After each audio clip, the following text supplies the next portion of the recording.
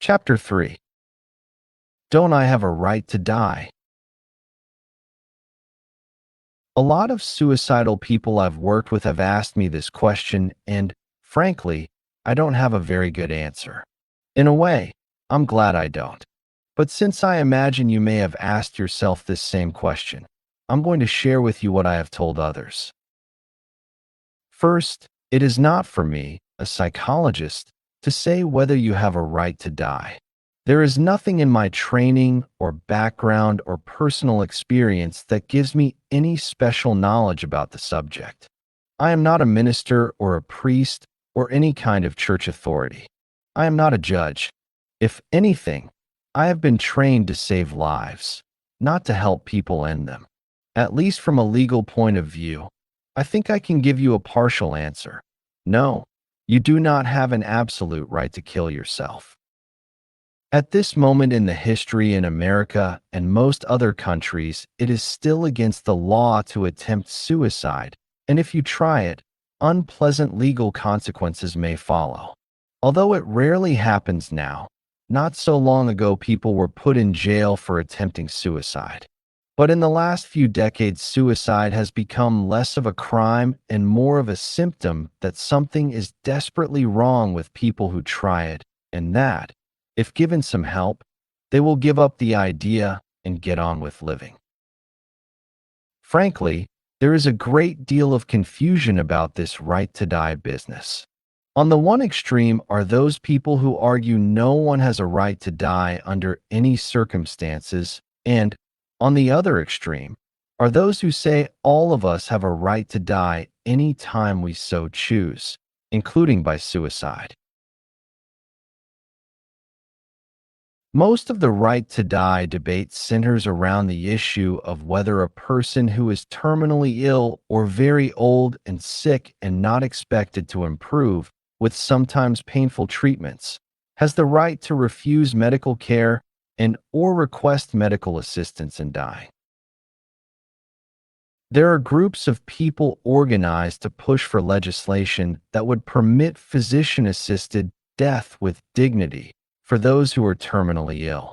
And there are those opposed to any form of self or other assisted suicide under any circumstances.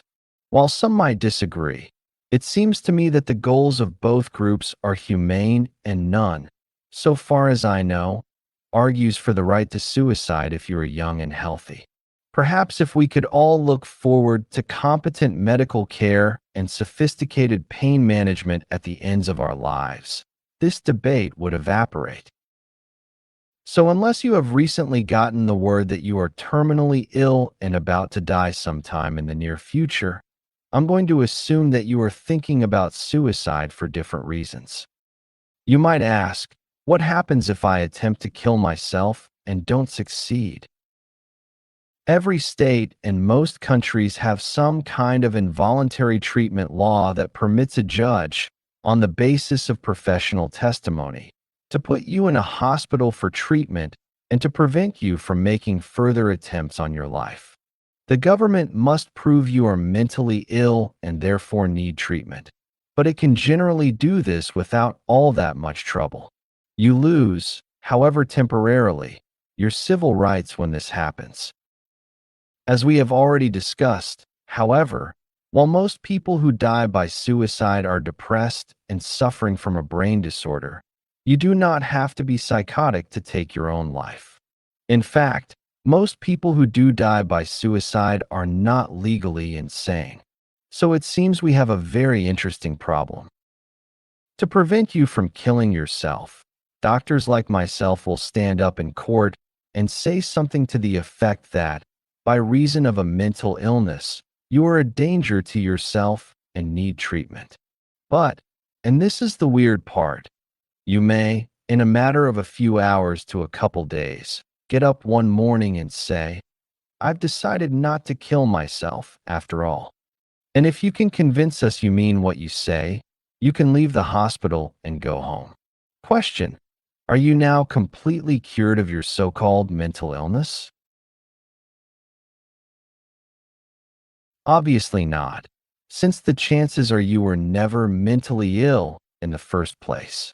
But this doesn't mean you may not be depressed or angry or in a major life crisis and need counseling. Being detained in a hospital because of suicidal thinking or after making an attempt on your life only means that, in the opinion of people like me, you were so confused or off balance or upset that, at least at the time, you were in danger of making a very bad decision. So, you have every right to ask if I am not crazy, why is thinking about suicide a symptom? And if it is a symptom, what is it a symptom of?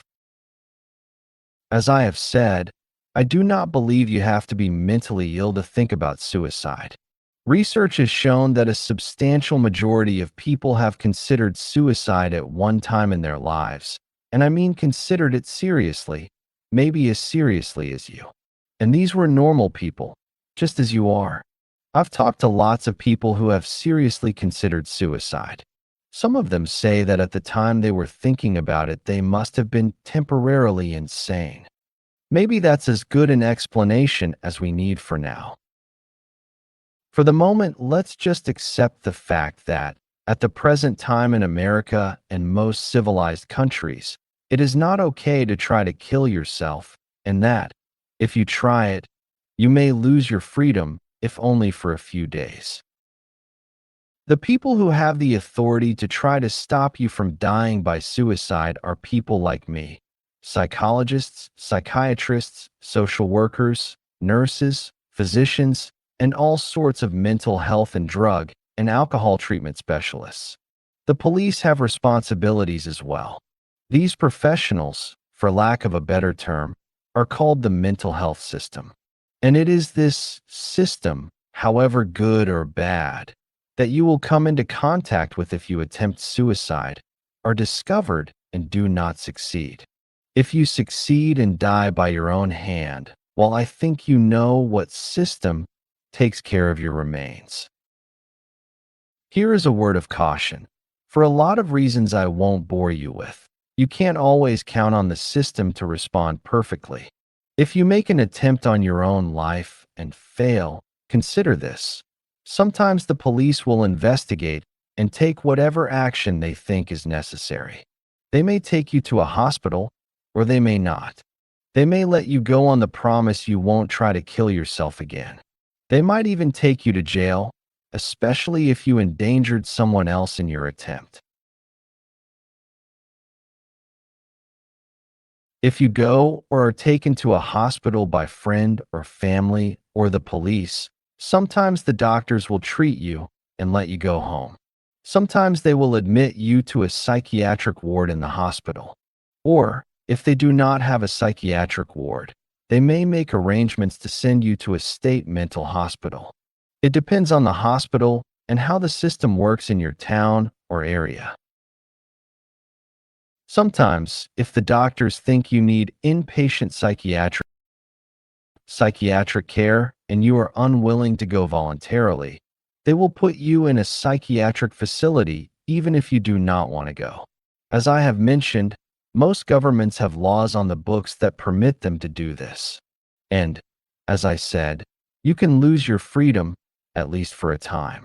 Now then, if you are reading a lot of sometimes as we go along here, it is because, despite laws designed to prevent suicide, these laws are never carried out in exactly the same way from one place to another, or even from one day to the next. People in the system, psychologists, psychiatrists, emergency room people, policemen and women, etc., all have different opinions about people who attempt suicide. Some of them, to be honest, don't like people who try to kill themselves. Some of them would just as soon you would succeed and get it over with. Some people, and this should not be news to you, don't give a damn whether you live or die. I've heard some of them say, they're going to do it sooner or later anyway, so why bother? My point is this: attempting suicide is a risky business. And I don't mean that as a joke. But there is one thing of which you can be sure. If you make an attempt on your own life, and the proper authorities find out about it, they will take some kind of action. And if they believe you are serious about dying by suicide, they are going to do every legal thing they can to stop you. Your reasons for wanting to die, even if they seem like very good ones to you, won't make any difference. Right or wrong, you've got to look at it from our point of view. If we truly believe you represent a danger to yourself, we simply are not going to take your word that you won't try to hurt yourself again. We may not know you, but at least we know you are a fellow human being who is hurting so badly that you don't want to live any longer. And if we know this, we are not going to sit on our hands and do nothing. I also need to warn you that even some mental health professionals do not agree about what action should be taken to try to stop a suicidal person from following through on his or her threat. Some professionals believe that each person, so long as he or she is not obviously insane, has the ultimate responsibility for living or dying. And so, should you happen upon one of these professionals, he or she may not pull out all the stops and see to it that you go to a hospital. He or she may agree with you that you have a right to die if you so choose, and if that's what you elect to do, then you are going to take all the responsibility for your own death.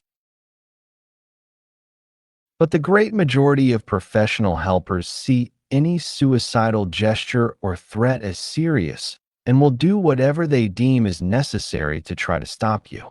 If you're lucky, you'll meet professionals who really care. And you should know, too, that doctors and counselors and hospitals and mental health centers get sued all the time for making mistakes about suicidal people. If they know someone is suicidal and don't take all reasonable precautions, including hospitalizing the person against his will, and that person kills himself, then they are open for a lawsuit. So most of us do the conservative thing when we have an actively suicidal person on our hands. We lock him or her up. Whether this is always for their own good or our own good, I can't say. Maybe it is a bit of both. In most states and countries, the authorities can keep you in a hospital against your will only so long, generally a few days to a few weeks. But if you keep trying to kill yourself, they will keep you just as long as they feel they need to. There is nothing that makes a mental health person feel worse than to release a formerly suicidal patient from the hospital only to learn that he killed himself the next day. From our side of it, we feel we are giving you a chance to consider other alternatives, get some help, and rethink whether or not you really want to die. We know that most people who are considering the suicide decision will get better, their crisis will pass, and sooner or later, they will want to live again. Knowing this, we will buy them some time, even if they insist they don't want our help. It's as simple as that. A couple of more notes on the right to die.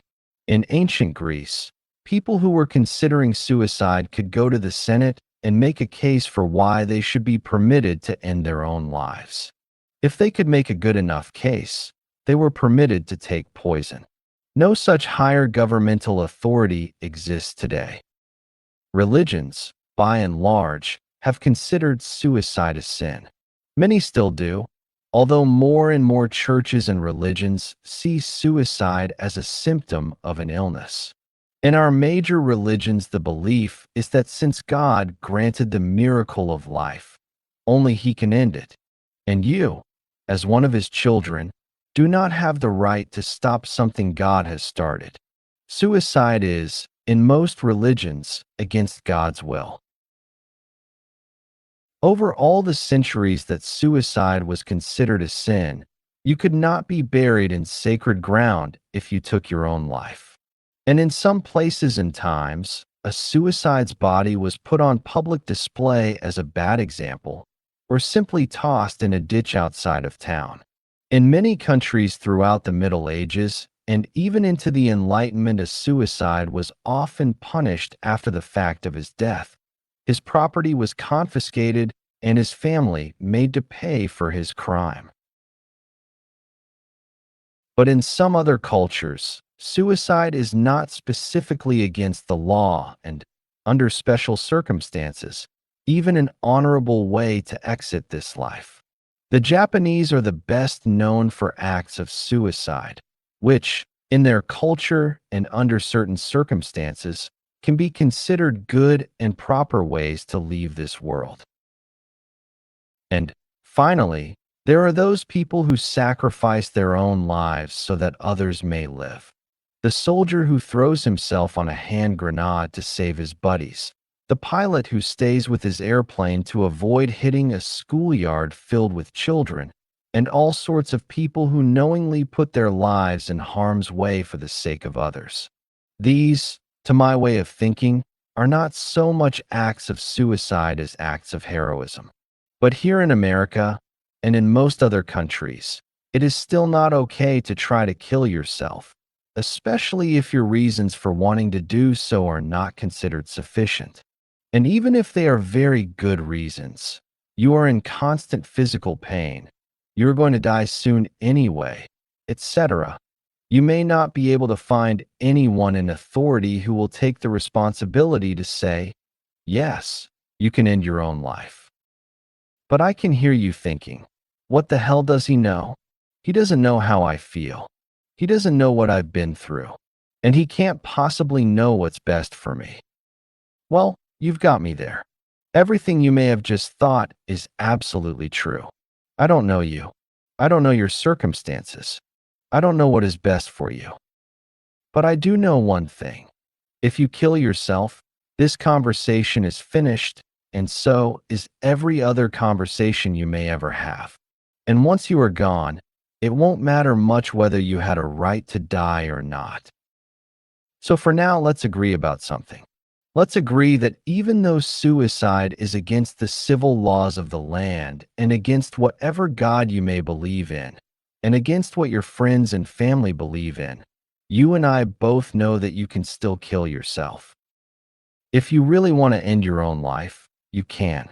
I certainly can't stop you, your friends can't stop you, your parents can't stop you, and the police can't stop you. Even if they put you in a hospital for a few days to a few weeks, you can always stop talking about suicide and promise the doctors you won't do it, and then, when they let you out, you can go ahead and kill yourself. So, you and I both know something. We know that when we get right down to it, there is only one person who can decide whether you will live or you will die. And it isn't me, right? Right.